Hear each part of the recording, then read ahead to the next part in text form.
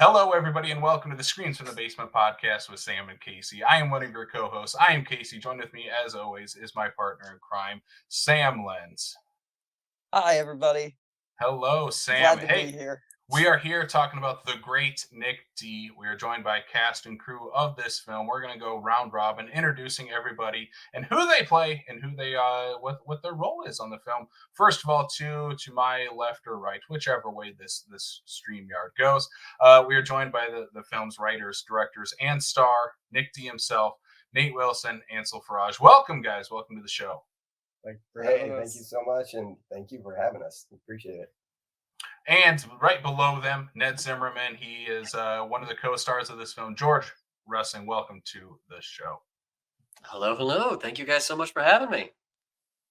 And last but not least, what's a movie without a leading lady? Faye Davenport. Alexa, welcome to the film.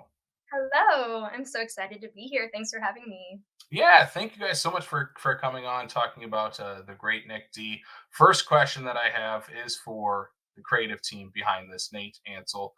What is the great Nick D? What is this movie? We see Nathan's beautiful face there on the background of this video. What is this great? What is the great Nick D all about? And who is Nick Dick? He is a struggling artist that you meet in the beginning who always grew up wanting to be an actor.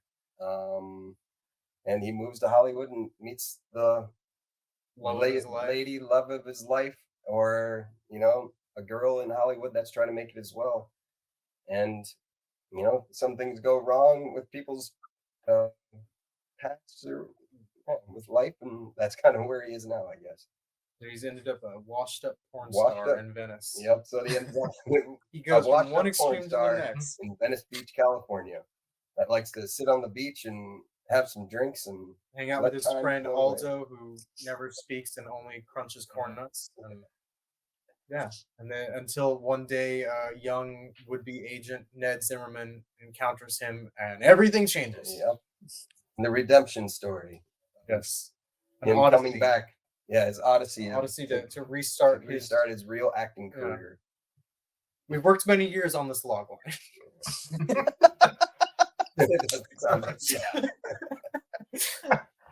All right. How did you create it? I guess how I created it was in my cousin had the theater in Long Beach. He grew up by me in Worthington, Minnesota, and he moved out here before me, and he has got a theater in Long Beach. And through improv and stuff down there, I kind of created this character of this washed up porn star. At first, it was just kind of a washed up actor, and then I just kind of kept going. And with writing things, it's like, what would be more interesting than just a washed up actor? Because everybody sees that. So it's like, well, he's a porn star. Could he be anybody else besides a porn star? Well, it's not as funny if he's not a porn star. So we ended up doing that, and then just having other weird quirks with him, like his outfit. He rides around on a Razor scooter. He's got a guitar that he plays on the beach and like maybe busts or just sits there and plays and just cruises around Venice and wears sunglasses and still thinks he's as famous as he was back in his height of his days in the 90s. He still thinks he's like cool and amazing and kind of that attitude that comes with that. But then you learn underneath all of that stuff that he's got that pain. He's still got heart and he's still got pain. And he is a real person underneath all the glitz and glamour of his personality that he has right now. Yeah, and as on our first film together, Nate told me about this character. Hey, I want to play this guy. He's a washed-up porn star. Yeah. I was like, okay. And we kept talking about it, and we talked about it for 10 plus years of yep.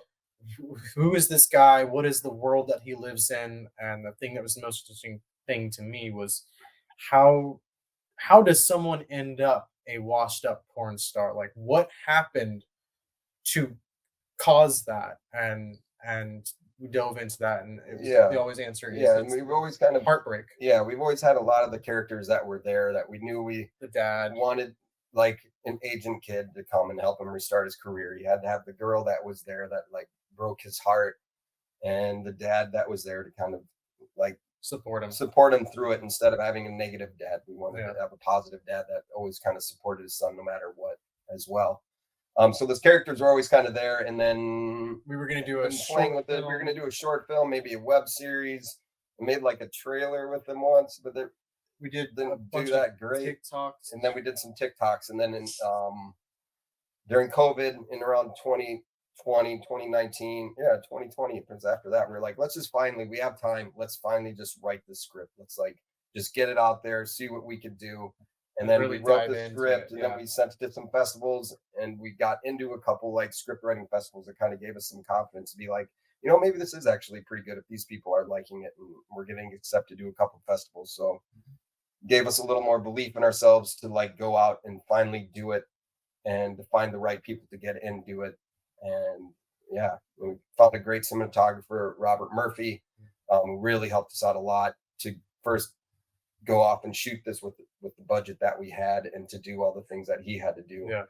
because we didn't have a big budget. So a lot of props to him, And because then, this would not be as great as it did Yeah. without him.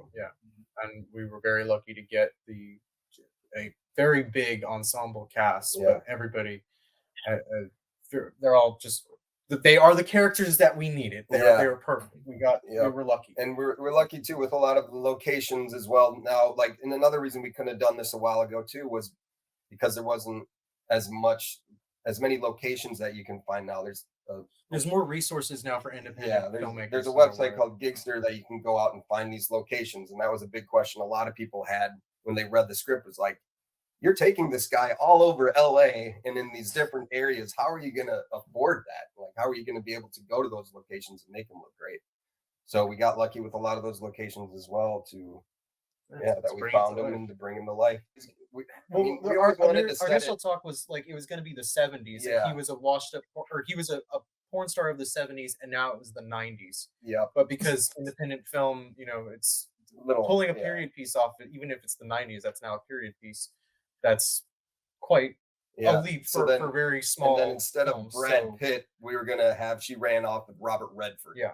So then we just flipped it to make it now Robert Redford was his idol and Brad Pitt is his nemesis, and because Brad Pitt is the 90s Robert Redford. So so now we grew up like loving Robert Redford and Brad Pitt as well. So to like put them all together and like have him in this movie and have him that he like hates Brad Pitt, like if we'll have to say later if she ended up doing something with him or not. I don't know, but yeah, so that's kind of where it stemmed from. Like, we'd always talk about it, like this character, and it was just fun just to talk about it and like who he was, like think of like funny situations to put him in, and now it exists. Now it exists. I cannot believe we like made this movie about a washed up porn star from Venice Beach, and like it's a heartfelt story. So like you said, this concept came about over 10 years ago. What changed from that initial concept to now? I think the initial concept was I was going to play him bigger. I think I was going to do up the comedy more. It would have been more of like a cartoonish Will Ferrell-ish type of like vibe. And we decided, I don't know, a couple of years ago, I think, when we started like getting involved in adding like the girlfriend and adding these real moments to it, that like we can't play up the comedy that much, because if you do it that big, it's not going to come off real. And you're not going to want to sit there and watch this guy doing fart jokes for. And also, I mean, that comes from us as just sort of growing as filmmakers in the movies that we had done. We did Will and Liz and Loon Lake, and Todd Tarantula was in the works and stuff. So we were more about the emotional honesty and the groundedness of it. And as like I said, what made this guy, what broke this guy, how did he end up like this? And comedy and drama, they go hand in hand. So it's like it was kind of more interesting to us of how did he end up in such a state, and there was just more and then you can kind of drama more drama than we wanted, but then you can kind of make fun of the issues of like adding the Brad Pitt background, you know what I mean, and adding Braxton, that's kind of a guy there, and so then we kind of relied on the comedy more of the characters around him a little bit more. So nothing really changed too much as far as like the story or the evolution of it. It was always the same plot beats and everything. It just it just got more emotionally honest. Yep, more. Yeah, we made it more real than more of a cartoon from 10 years ago. Yeah. That's growing as an actor myself, and as writers and producers and Yeah. all the things as well, going from 10 years ago when we started to this. Yeah. So yeah, that's kind of an evolution there. Well, Yeah, I think that's kind of this movie's greatest strength is the fact that it comes from a real place. Like it's very funny. It's very like there are elements of that Will Ferrell comedy like you talked about, but it really deals a lot with artistic expression, being happy in your pursuit of whatever art you're choosing. And this is acting, obviously. Yeah. What as actors, this material kind of had to be very personal to you guys. So what did you bring from like the professional day-to-day grind of being an actor in LA to these roles? I think the audition scene, big time, for like going into an audition and sitting there alongside with somebody, and like just that tense moment that's even before you go into the audition, before you even get in there to do this scene or whatever in front of the casting director. Like that was probably something big for me that I brought into there, and just kind of your hopes and dreams and of being out here and doing it. Yeah, mostly that. Yeah. I'm not an actor. I'll let Yeah, Alexa and Alexa. George. Yeah. They can. George can jump in if you want. Yeah. Playing the character that I did, Ned, was um, fantastic, honestly, and I really enjoyed it. And it was interesting playing kind of like the other side of Yeah. my profession of like being an agent, you know. And I think it still had kind of a similar experience of like I have to prove myself and kind of come into my own, and so it's very like similar, I think, to just being an actor in general, which I Right. think is really cool about the whole role. Did you have any like horror stories with agents that you brought into it, or Luckily, no. that's Um, good. That's a good answer. Yes, I'm incredibly lucky on that front. I feel like so. Yeah, Awesome. luckily I was. Cool. Yeah, you haven't met Alexa. anybody like Helen yet. Yeah, same for me. I think when I originally auditioned and saw what this film was about, I was like, well, yeah, that's extremely relatable. And then especially my character Faye, um, as you know, starts out as a struggling actress and just starting out, and then is successful, but then kind of struggles with the idea of like putting all her eggs in one basket with her career, and kind of, you know, maybe not focusing as much time on like life aspects. And I feel like that is something I can really relate to. Just growing up like a professional or a competitive dancer too. I just that was one thing when I saw the character breakdown. I was like, yeah, that's really relatable. And I think a lot of artists can relate on that too, when you just, you know, when that's your everything and your dreams are so important that it's, you kind of realize you're like, it's hard to balance. It's hard to balance life and relationships. And so that's something that really drew me to Faye. And, but yeah, just like the idea of never giving up on your dreams in this film, it's just, it's so relatable. And I think it's what brings so much heart to the film as well. Absolutely. That's awesome. Yeah.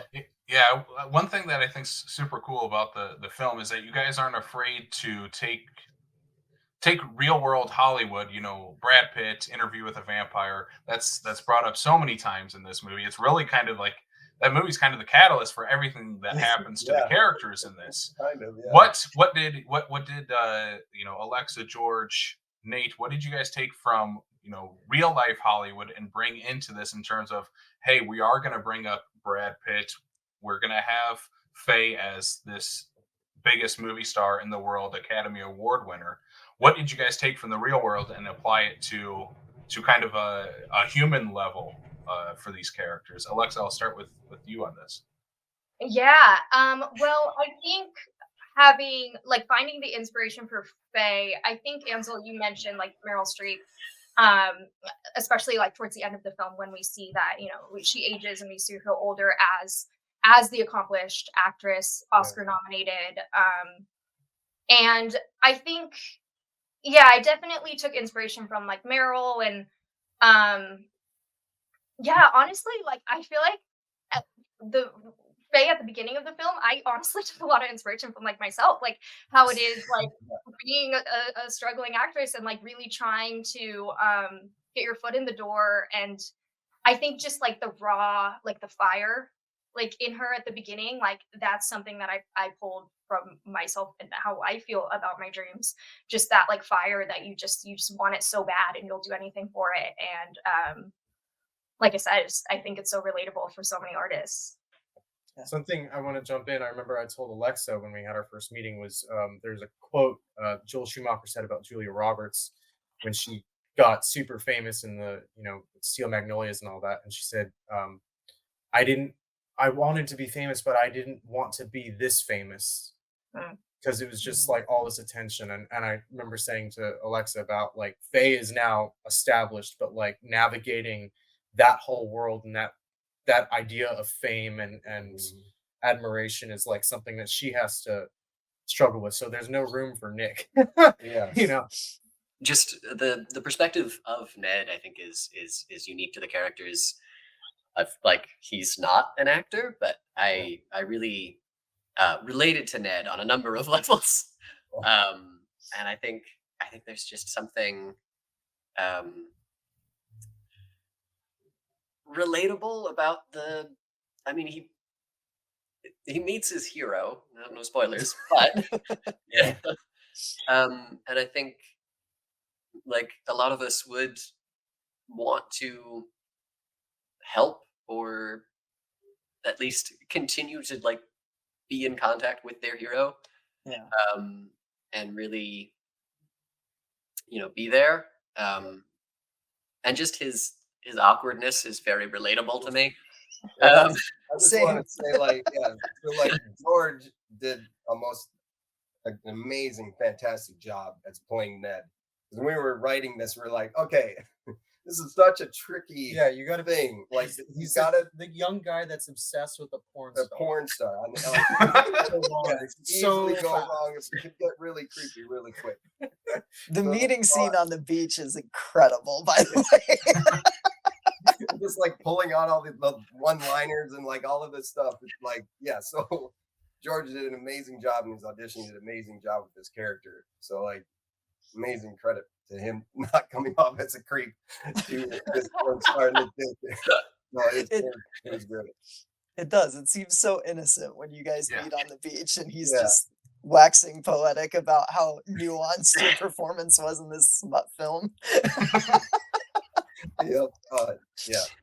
And like, yeah. And that day too, we were running low on time as well. And we only got to do like a couple takes each to do that scene because we were on the beach all day and we were shooting stuff.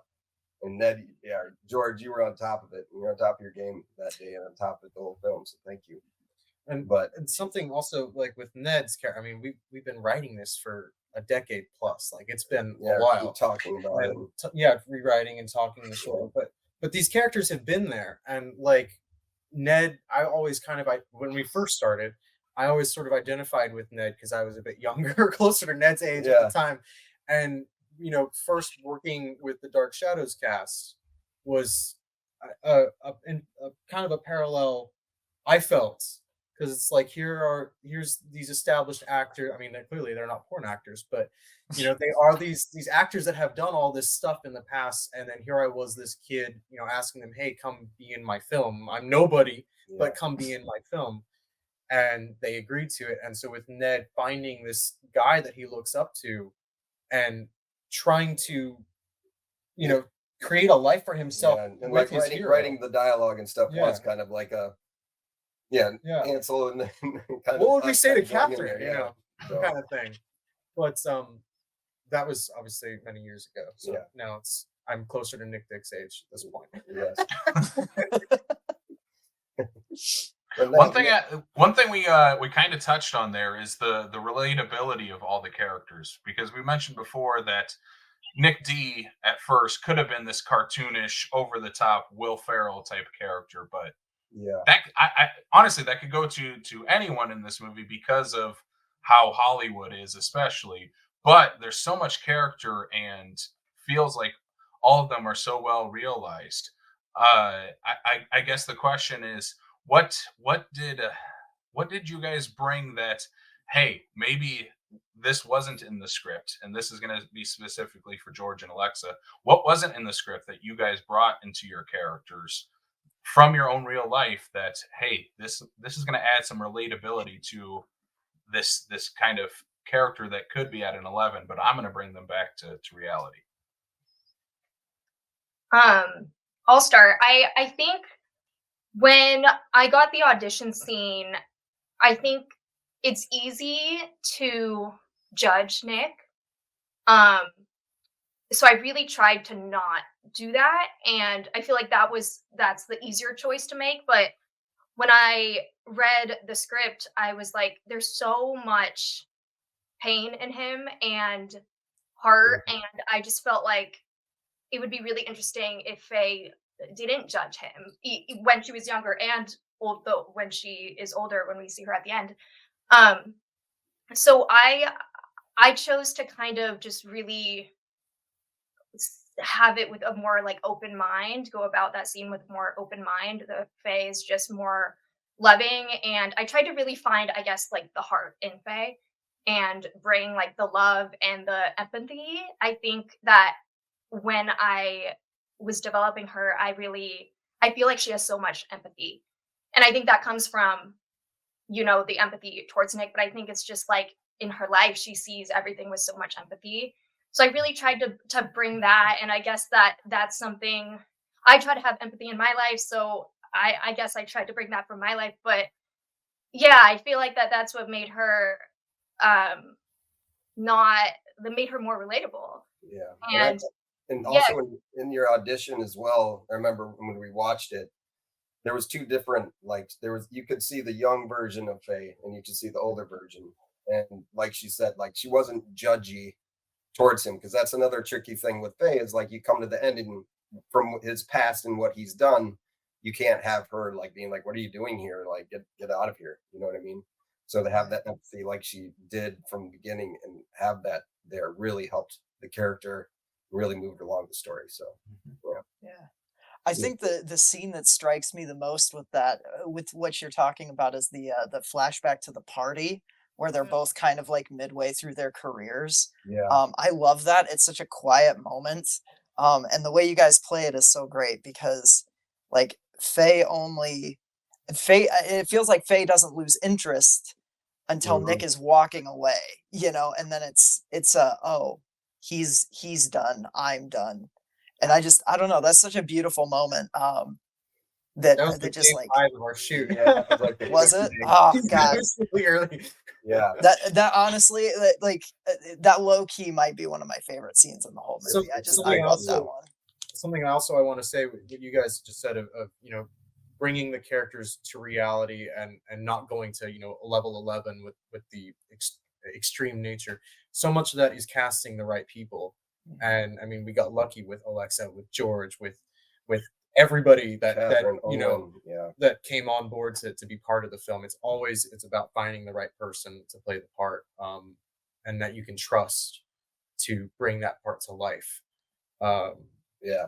Because they'll keep it, as we keep saying, emotionally true. Yep. And I remember, the pool scene as well. Like, I remember that night when we shot it, because when we had it written in there that they're on opposite sides of the pool and stuff, I remember looking over and looking into her eyes after I took off my glasses, and just like, oh my God, I could like feel it, and I could feel it coming out of you too as well. Just like they wanted to talk, we wanted to talk to each other so much.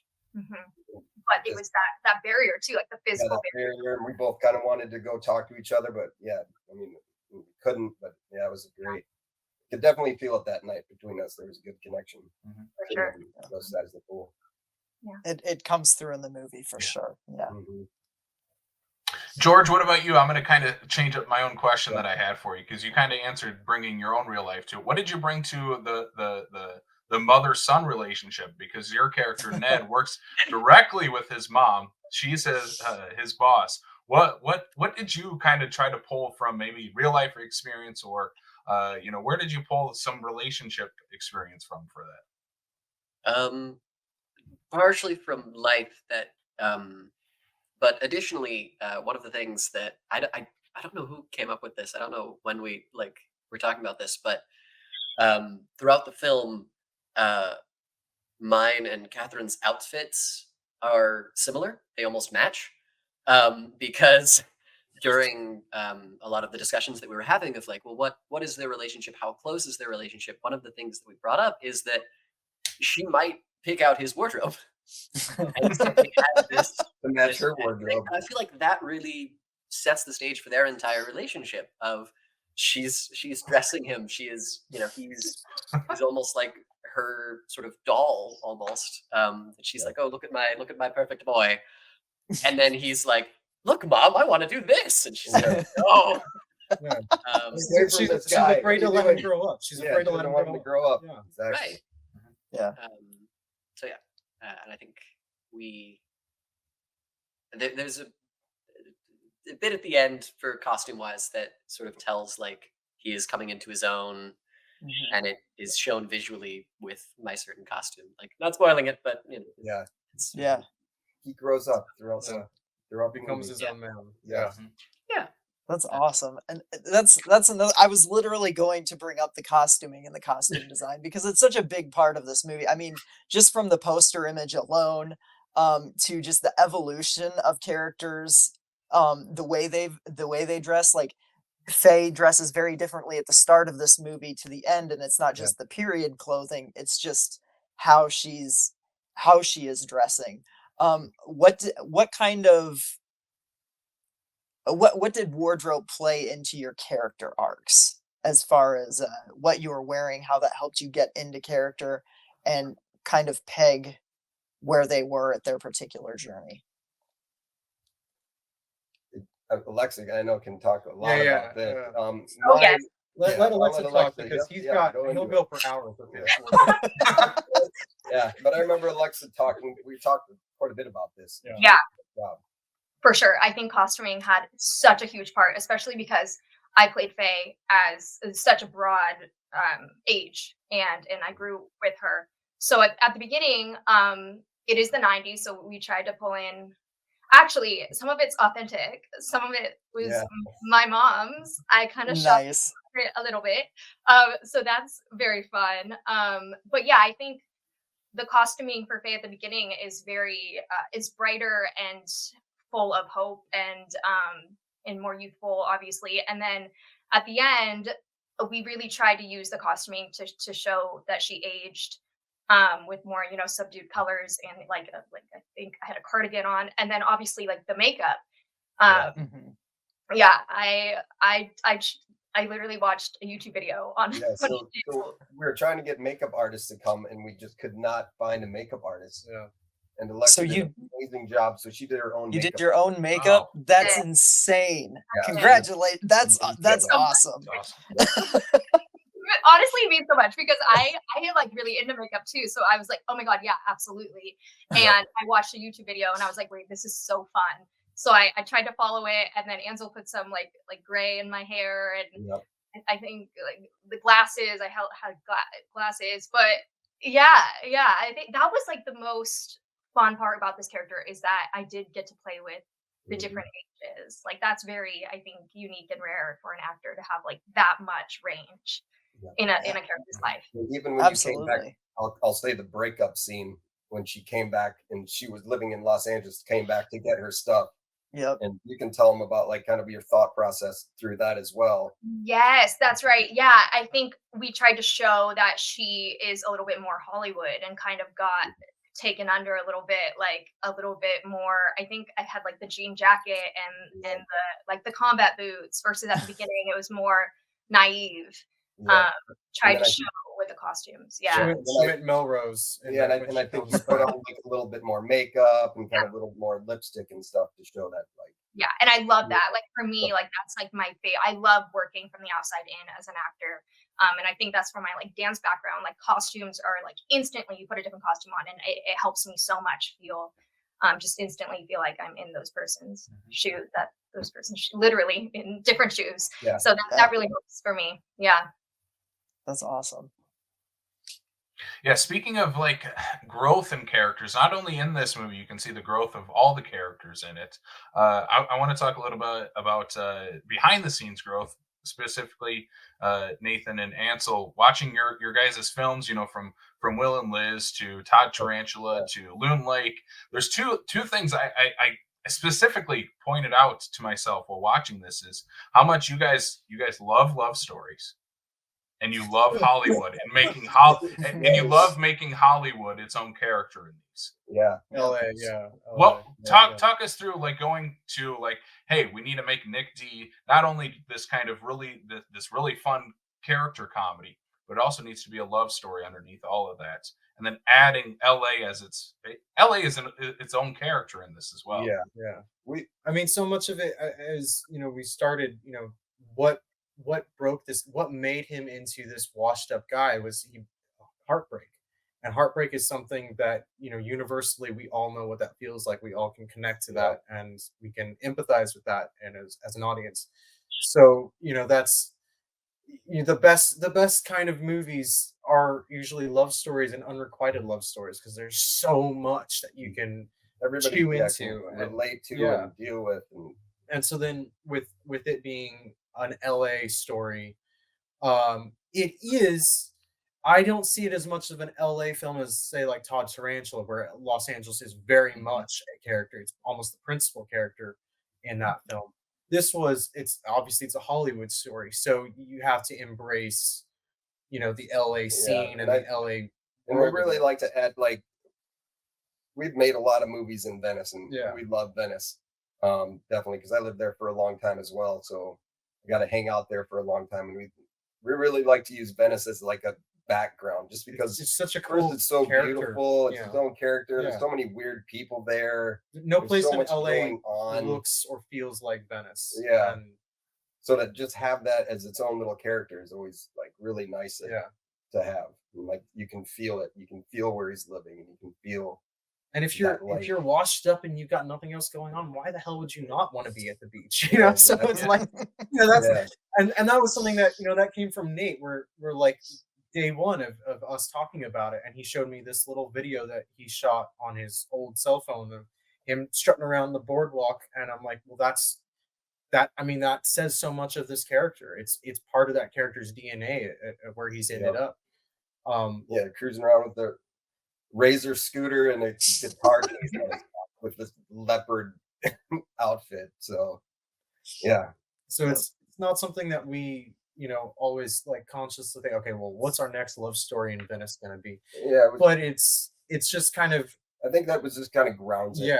I think the love story and love and lost love just grounds it in reality, especially out here, because if it's about fame, and the movie is about fame and acting and Hollywood, but if it's just about that, then it's only going to appeal to a small little group of people that care less, really, but a love story, a human story, that's where as I said, it's something we can all understand what that's like, and you can say a lot more than just, hey, I want to be famous, because that's not really interesting. Okay, good for you. And then I think go be an influencer. And then I think then that comes back to Faye's character as well. I think, like, in the beginning, that's what she wanted was, she came out here from wherever. Nick came out here from, it's not too far, up in Northern California, wherever. But they came here for this dream and like this romantic vision of Hollywood. And then once you get down to the nit and gritty of it and what it really is, that she ends up. Which is something I think that happens to all. I mean, Alexa and George can also chime in on that. Hollywood and filmmaking and the Hollywood scene is not what as quickly as you think it is in your head when you just move out here. You're like, oh my god, this and that. It's very brutal. It's gonna be amazing, and it is brutal and it's tough and unforgiving. And sometimes you wind up chopping cucumbers, right? Yep, exactly. That's like one of my favorite shots in the movie. Same. It's so relatable. Like, I mean, so much. and Like if you chop. want to go back to, so my first ever commercial that I ever got, and it was a long time ago, probably 18 years ago. I wasn't supposed to be at the audition. I figured out where it was, so I went there and I just showed up, and that's back when they would let you do that. And I signed in and I got the audition, or I got the commercial, and I ended up being a panda. I had like a suit on and I was in a panda suit, and I got paid like $300 or something. Like, what? I didn't know really what I was going to be doing, but that's Acting. that was my first ever commercial. So came out here, and that's what I was doing. So, Oh my gosh. yeah.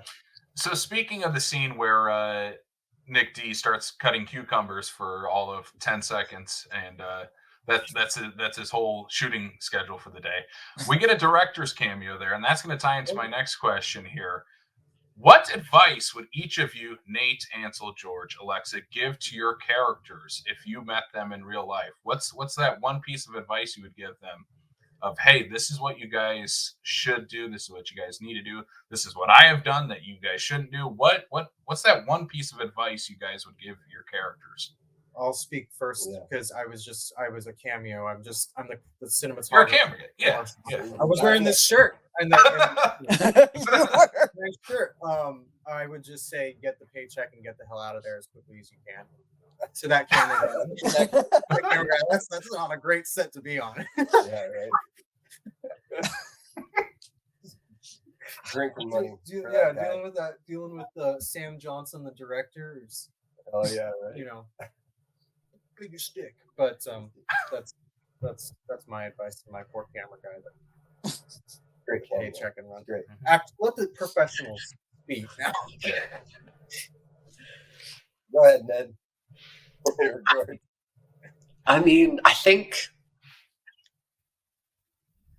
at the beginning, definitely just giving him more, just telling him to believe in himself, because he does have so many doubts and he is just riddled with anxiety. And I think, coming from my own life,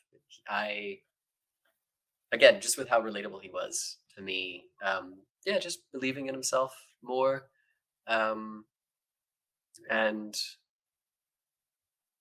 like just keep on keeping on. Yeah. Yep. I like that. Alexa, what about you? What would you give advice to Faye? I think I kind of touched on this before, but I think I would say to try to live a more balanced life, and that your career isn't everything. And obviously, I'm not a big star, so I don't know what that would be like. Like, I think that would be very hard to balance. But I know just from the time that I've done acting, when I focus on it too much, it never works well. It's when I take a step back and focus on life as well and let myself live.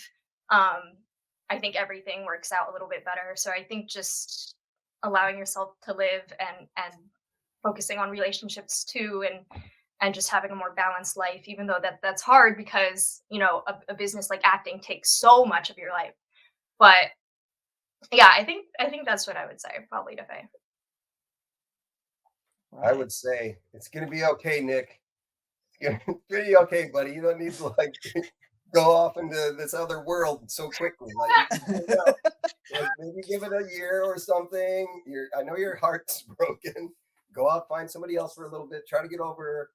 You don't need to go with Freddie. There's plenty so of fish. quickly. There's plenty of fish in LA. Yeah. But he just loved her so damn much. Hey, that's all. That is all great advice to give these characters and any of us in real life. Is a wide range of advice, looking deep inside yourself, or just taking the paycheck and run. I think that's the lessons we can take from this. Knowing when to take the paycheck and run is a very important skill. Oh yeah. And I totally agree with what Alexa said. I mean, about living a balanced life and all that, because I used to, making movies was just like all I thought about and only thing important. And the past couple of years, I've just been like, Yeah. this is not everything. Like there's a lot more. Making this film took us. We shot from April till September, and then there was 10 years that went, on top of that of just trying to get it done, and then several months of Or just figuring out what we cutting were it. gonna do. Yeah, and then just post production, and still getting it out there. I mean, making a movie is a commitment, and there's so much more to experience Yeah. in life. Yeah, and I think That- when I Yeah. just got out here, I was hyper focused. I mean, just I'm sure like Alexa and George as well, like just trying to get into the business, trying to break in, trying to get in these acting classes, trying to do this to better myself, trying to do this. Can I get in there? I need to try to get this movie. I need to audition for this. And I was just so focused on that for so long of just trying to somehow break in and try and get better and trying to book things. And then, yeah, now when we started making movies together, it stepped back a little bit and be like, all right, well, we can make our own movies. But now, yeah, the past couple of years now, I think it's more of like, okay, because I just had a son a couple of years ago, and like, really made me aware of like, there is more to life than just this, Yeah. like, than just acting. Like, there's so much you can learn, but like, yeah. Like, So- go to the beach. Just go sit and relax. Yeah, just go relax a little bit. Like, you don't need to be so, Yeah, hyper focused on it. because the work will work out, and if you are as committed and constantly persevering with it, the things it'll come to you. Eventually, It'll crack. It might take a long Yeah, time. and you should have the talent underneath it to push ahead. But Yeah. it's not. Movies aren't everything, and I 6 years They're ago al- I they're wouldn't have almost- said that. They're but- almost everything, Yeah. but not it. Almost. So yeah. That's God, that's such a profound that question went to some profound places. I don't Yeah, it even know did. where to. You don't know how to transition us I into don't- back- I have- After kids and yeah. We can open those wounds and dig in there a little bit more. I'm gonna take us into the exact opposite thing Ansel just said of movies aren't everything, because I'm gonna say movies in the terms of this question are everything relating to it. So one of my favorite questions to ask people, especially on movies that they've worked on, is if I'm gonna watch The Great Nick D, and other people that are listening to this are also gonna watch this movie, they're like, movies are everything to me. I need to watch something right after. What's the movie you're gonna tell people to watch right after The Great Nick D?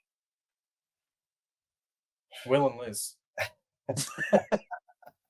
No, you guys are laughing. But I'm serious. Good answer. I'm serious. Goes right to It his would make own it- movie. Venice love story. I mean, as we said, Venice love story, and I would say that. Yeah, Okay. that's Yeah. that's a good answer. Yeah. Good answer. I want to say La La Land. Yeah, There you go. absolutely. Kind of saying, Mhm. Yeah, it's like yeah. favorite movies, so it Uh, works. That's hard. Jeremiah or Where's Jeremiah the Johnson? where's the Nick D Ryan Gosling crossover that we need so Hey, desperately? we have a musical number. We We have a musical Yeah. number. That is true. That musical number rules too. Okay. I fought for that. I fought for that for so long. Yeah, that was a huge thing Like, too. Nate, we need a musical number. This is that kind of movie, and it was originally it was in the middle of the story, and then And then he was gonna fall off the he was pier. gonna when jump he was off the drunk. pier, yeah, and then he changed it to at the end. But I fought for so long. I'm like, no. We have to have a musical I number was- in this. And I was always game with it. It was just like, how are we gonna do this? Because at first it was like we're gonna bring everybody to the beach and have this whole thing. Like 8.5 with everybody it's like, holding hands and dancing. And then we have like, let's just get the song and then just have everybody dance to it. We'll do the whole song at the end of everybody's shoot, and then we'll just cut it together in the Yeah. end, which worked out great. That's the director in me. Okay, we can do a musical. Oh, Yeah. like, I'm here. But And shout out to Josh Cap. Like we wrote the lyrics to the song a while ago, and then Yeah. we sent it to my cousin-in-law who lives in Vegas right now. And he's a musical genius, and we sent him the lyrics, and he kind of knew about Nick Dick, and he knows kind of the Nick Dick character because I've had it for so long. And we said And, like Jimmy Buffett, Beach Boys, happy. Yep, and And about 24 hours later, about we got a track. we got a track, and it was pretty much the one that he sent us. Yeah. We were sitting at a park because I was watching Rowan. We were down there, and he sent it to me, and I'm at the beach listening to it. Like, oh my god, this song is awesome. Yeah. It's amazing. He killed it. Yeah, thank you, Josh. I think Alexa, because I said Faye can't be in the musical, but Oh yeah. I enjoyed it. We did and it wasn't anything about Alexa. It was just like Faye's It character. did make yeah. I really Spoiled it. Yeah. no. It was So- good though. Yeah. He's not just it's not I'm just Ken, but it's don't ever let yourself quit. I had a moment. Nathan, what about you? What's the movie you would pick right after? I'm gonna guess it's like Barbie or something now, since we have so much Ryan Gosling talk on this. He didn't like it. It was good. It was. That's not what he told me. I think there's just one of those movies that there's just so much hype behind it, and then you watch it because you think it's going to be like mind blowing, and you're Yeah. like, yeah, it was good.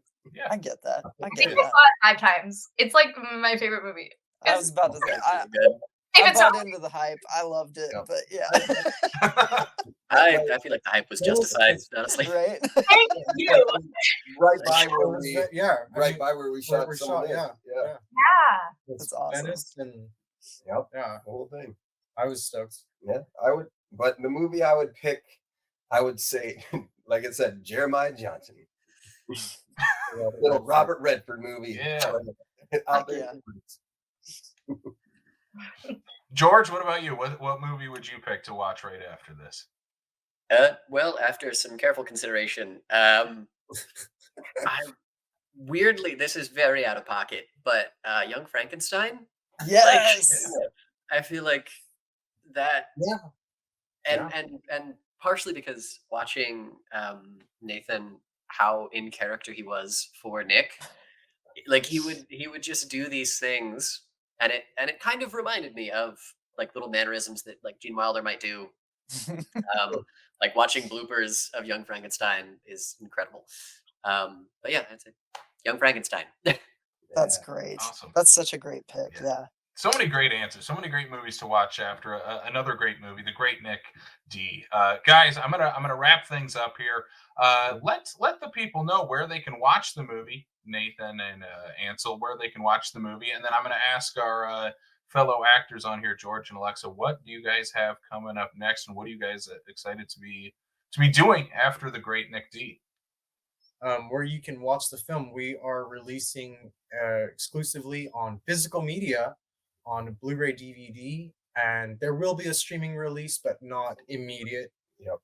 So if you really want to see it, support independent films, support independent filmmakers, support all these great actors that we were lucky to have be part of this journey that we've been on for many years. And you can buy it on Blu-ray and DVD, a combo pack. So if you don't have a Blu-ray player, although why don't you have a Blu-ray player? You can watch the DVD disc. And if you do have the Blu-ray, you can watch all our special features. So Yeah, and if you've probably thrown away most of your Blu-ray players or DVD players by can't now help you. anyway, but maybe go buy a new one or something. I'll figure out how you can watch one first, so we can financially make some of the money back. Yeah, and So make we don't another go one. broke, and and get more money so we can continue this filmmaking journey and 'Cause make more movies. Before we really wrap it up, I mean, this we have worked so many years trying to get this film made, and we spoke to people within the industry, and they said, no, you have to go independent with this film. So this film was truly a labor of love. It was paid out of pocket by both of us to just get this thing to come to life. So it's not just a script that we would still be talking about 30 years from now. We talked about it for so long, and after trying to raise money and trying to do this and trying to do that like we were finally like, if we're gonna get this done, we have to do it ourselves. Yeah. And it's been like that with quite a few movies of ours, but we don't have a studio or several producers behind us that are out there getting and the marketing financing. for us. It's We're doing it team all. of us. And when we went and accepted our best comedy award for the Real Independent Film Festival. It's one of the things that I set up as well for our speeches. We were everything on this. We did a lot. Did the casting. We did Alexa did the makeup, but when she wasn't there, we did our own makeup, wardrobes, like the wigs that scouting, finding All locations, all of that stuff. So So it really helps us out by people going and buying physical any media Blu-ray instead of purchase doing streaming is much appreciated. for the time being. So Absolutely. remember that, Grant? We're both physical media fans. We've got a lot of Mhm. listeners who are also physical media fans. Yeah. So, yeah, absolutely. Yeah, you'll just be able to search. Yeah, the Great it'll Nick be on D, and Amazon. it'll be on Amazon or Walmart Best or Buy, whatever. Best Buy. Walmart, Barnes and Noble, Nice. wherever you can Awesome. buy DVDs. Second follow to that question, George, Alexa, what's next for you guys?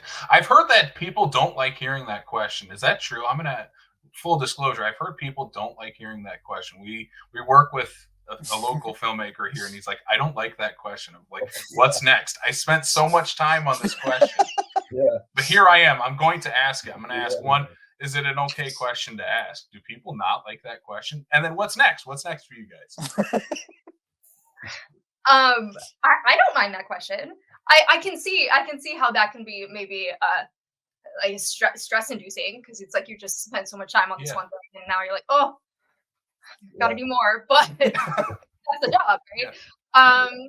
What do I have next? Well, I just shot an episode of Law and Order, which was very Nice. Yeah. I guest starred on it, so that just aired, and you can watch that on Peacock. Yeah, other than that, it's just the grind, auditioning. Mhm. Awesome. You guys get it? Yeah, Throw it out absolutely. there. That's awesome. I love Law and Order, so I will probably see you on that episode. Better check it out. Just came out like what, a month ago or something. Right? Yeah, a few weeks ago, and then they just replayed it a couple times too, which I was. Nice. Okay. That's That's cool. awesome. And then it's on streaming. Yeah. Mhm. Yeah. George, what about you? I mean, with regards to the question, I feel like kind of coming off of what Alexa was saying, like, yeah, you spend all your time doing this. I also feel like a little bad, like, because I'm here for the Great Nick D, and definitely after this, I'll definitely be promoting it as best I can, because I really love this film. Additionally, I was in a short. I don't know where it'll be releasing, but it was a very fun. I get to play every customer service person's dream of dealing with terrible customers. I won't spoil it, but it's really good. And that's kind of what's coming up next for me. But Awesome. Yeah. That's great. That's awesome. Yeah, that's awesome. Thank you guys again for Yeah, thank coming you on and guys. talking all about the film. This was so much fun. Again, go buy those physical copies of the Great Nick D. But Nate, Ansel, George, Alexa, thank you all so much for being on the show and chatting about the film. Yeah. Thank you for having us. Thank you for having us. We appreciate it. Thank you guys. You've been awesome.